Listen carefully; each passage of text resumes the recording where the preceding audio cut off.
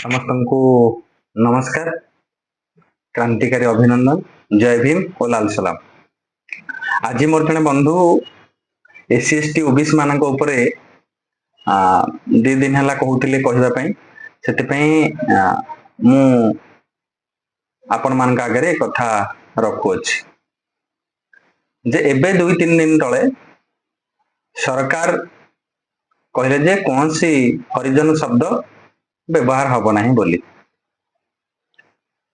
ଯେ ଆପଣଙ୍କର तमाम ସରକାରୀ ଅଫିସର ମାନେ ଏବଂ ସାଧାରଣ ଲୋକମାନେ ଆପଣ ଦେଖନ୍ତୁ ଏଇଠି ବହୁତ ଜାଗାରେ ଆପଣ ସ୍କୁଲରେ ନାଁ ଲେଖା ହେଇଛି ହରିଜନ ଏଇ ସାହି ସ୍କୁଲ, ହରିଜନ ବସ୍ତି ଏମିତି ସବୁ ଲେଖା ହେଇଛି। ଆମେ ମିନିମମ୍ ହରିଜନ ଶବ୍ଦଟାକୁ କାହିଁକି ନ କହିବା, ତାରି ଉପରେ ମୁଁ କହିବି। ଦକ୍ଷିଣ ଭାରତରେ ଏବଂ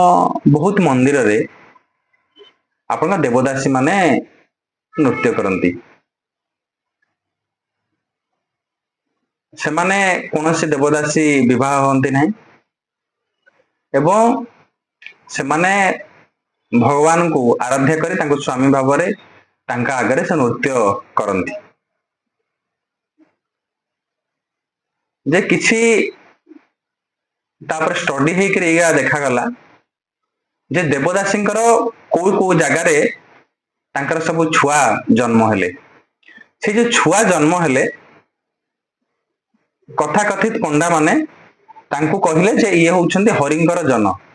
ହରିଙ୍କର ପୁଅ, ଏଇ ଯୋଉ ଛୁଆଟି ଜନ୍ମ ହେଇଛି। ଯେ ଭଗବାନ ତ ସେ ତା ସହିତ ମିଶିକିରି ଛୁଆ ଜନ୍ମ କରିନଥିବେ, ଯେ ସେଇ ଛୁଆର ବାପା ସେଇ ମନ୍ଦିରର ସେଇ ପାଖାପାଖିରେ କିଏ ଜଣେ ହେଇଥିବ। ଏବଂ ପରେ ଦେଖାଗଲା ଯେ ମନ୍ଦିରରେ ଯୋଉମାନେ ସେଇ ସମୟରେ କଥାକଥିତ ପୂଜକ ମାନେ ଥିଲେ ତାଙ୍କ ସହିତ ସଂସ୍ପର୍ଶରେ ଆସି ସେଇ ଛୁଆ ଜନ୍ମ କରିଛନ୍ତି ବୋଲି କିଛି ତଥ୍ୟ ଆଧାରରେ ଏକଥା ଲୋକଲୋଚନକୁ ଆସିଲା। ଯେ ସେଇ ବଡ ପଣ୍ଡା ବା ପୂଜକ ମାନେ କଣ କହିଲେ, ଏଇ ଯୋଉ ଛୁଆଟି ଜନ୍ମ ହେଲା ଇଏ ହଉଛନ୍ତି ହରିଙ୍କର ଜନ ବା ହରିଜନ। ଆମେ ମିନିମମ୍ କଥା ଭାବିଲେ ହରିଜନ ଶବ୍ଦର ଅର୍ଥ ହଉଛି, ଆମେ ଯୋଉ କୁହେ ଗୋଟେ ବେଧ ଛୁଆ ବୋଲି ଆକ୍ଷରିକ ଓଡିଆରେ ଆମେ କଥା କୁହେ ଯେ ହରିଜନ ଶବ୍ଦର ଅର୍ଥ ଯଦି ଏଇ କଥା ହୁଏ, ତାହେଲେ କାହିଁକି ସେ ହରିଜନ ଶବ୍ଦ ରହିବ? ଯଦି ମୁଁ ସେଇ ହରିଜନ ସେଇ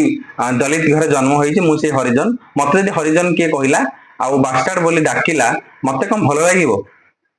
ସରକାର ଗୋଟେ ପଦକ୍ଷେପ ନେଇଛନ୍ତି ଯେ ହରିଜନ ଶବ୍ଦର, ଆଜିକା ନୁହଁ ବହୁତ ଦିନ ତଳରୁ ଆପଣଙ୍କର ମିନିଷ୍ଟର ଆଫେୟାର ହଉ, ଆପଣଙ୍କର SC/ST କମିଶନର, ଓମେନ ଆପଣଙ୍କର ହ୍ୟୁମାନ ରାଇଟ୍ସ କମିଶନରେ ମଧ୍ୟ ଏ କଥାକୁ ବନ୍ଦ କରାଯାଇଛି ବ୍ୟବହାର ନ କରିବା ପାଇଁ। କିନ୍ତୁ ଆଜି ଯାଏଁ ଥିଲା, ଯାହା ହଉ ମୋହନ ମାଝୀ ସରକାର ଆସିଲା ପରେ ସେଇ କଥାଟି ତ୍ୱରାନ୍ୱିତ, ମାନେ ଏଇଟା ବଡ କଥା ନୁହେଁ। ୟା ପଛର କାରଣ ହେଇଥାଇପାରେ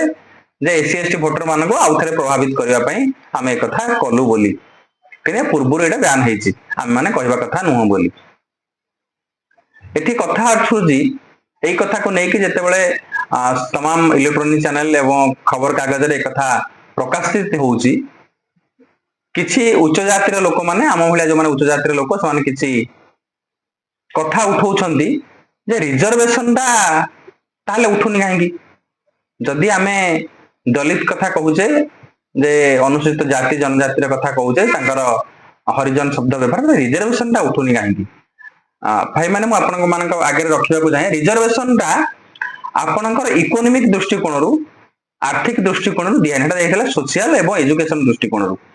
ସେମାନେ ସୋସିଆଲ ରୁ ମାନେ ସାମାଜିକ ଦୃଷ୍ଟିକୋଣରୁ ଏବଂ ଶିକ୍ଷାଗତ ଦୃଷ୍ଟିକୋଣରୁ ଏଇଥିରୁ ତାଙ୍କୁ ଦିଆଯାଇଥିଲା। ଆପଣ ଯଦି ଦେଖିବେ, ଆମେ ସରକାରୀ କଥା କହୁଛେ, ସରକାରୀ ଚାକିରି ମାନେ ସରକାର ଯେତିକି କର୍ମକ୍ଷେତ୍ର ଅଛି,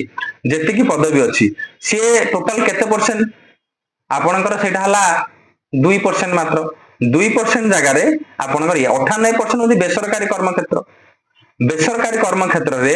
ଆପଣ ଆମ ମାନଙ୍କର ଜମି ଯାଉଛି, ମାନଙ୍କର ଏଇଠି ବେଦାନ୍ତ ହେଲା କି ପୋସ୍କୋ ହେଲା, ସିଜିମାଳି ହେଲା କି ଆପଣଙ୍କ ସୁକ୍ତେଲ ପ୍ରକଳ୍ପ ହେଲା, ଯୋଉଠି ଯାଉଛି ସେଠି ବେଶୀ ଯାଉଛି ସବୁ ସାଧାରଣ ଲୋକ ମାନଙ୍କର, ତା ଦେହରେ ଦଳିତର ଅଛି, ସାଧାରଣ ଲୋକର ଅଛି। ଯଦି ମୋର ଜମି ଜଳ ଜଙ୍ଗଲ ସବୁ ଗୋଟେ କମ୍ପାନୀ ନବ, ताले सेठी कहीं मोर अधिकार न रहिबो एटा गोटे वितर्कर विषय से कथा वितर्क को आसु नै। द्वितीय कथा हला जे मु तीनोटी कथा कहबी रिजर्वेशन कथा। गोटे हला सरकारी गला बेसरकारी गला एवं भारत वर्ष रे जो माने नाळ सफा करूछंती एवं मैला काढुछंती सी को कम्युनिटी एवं जो माने मंदिर रे पूजा करूछंती से माने को कम्युनिटी जदि कथा देखा जाए जदि आपण कहउछंती जे रिजर्वेशन टा सही लोक नहीं गले देखंतु मु आ गोटे भल तथ्यटा आपण मान आगु आनिबी आजिका डेट रे मुचीर काम आ मुची करूना ताकू जनरल लोक चप्पल दुकान समस्त कलानी आपण बार्बर माने जो बारिकर काम आपण तमाम ब्राह्मण लोक सब ऑलआर समस्त बाल काटिबा काम कलानी आपण बढ़ई काम आ बढ़ई करूनी कि समस्त कलानी किंतु आपण मंदिर रे जो पूजक अछि ता काम त के करूना हंती एवं सेटा जो रिजर्वेशन से कथा काहे उठुनी जे गोटिए कम्युनिटी लोक काहे कि सेई कथा को ये पूजा करी सब काम समस्त करते ताले कथा हंतानी जदि महिला काढुथिबा लोकटा गोटे गोटे कम्युनिटी लोक पूजा करूथिबा लोक गोटे कम्युनिटी लोक ताले रिजर्वेशन कथा काहे उठुची जदि मु समान आपण समान एवं धीरू भाई अंबानी एवं अदानी समान ता पुओ जेतेबेले जन्म होउची से काहे जन्म होला धनी होगी रहूची मु कहीं जन्म है गरीब होगी रहूची ये भी गोटे वितर्कर विषय आम देखा आम कहे संख्यानुपातिक दृष्टिकोण से माने अधिक रिजर्वेशन नहीं जाउछंती। ओडिशा कथा जदि आम चिंता करबा ओडिशा रे एससी ओबीसी एससीबीसी संख्या केते अधारु अधिक 54 भाग आपनकर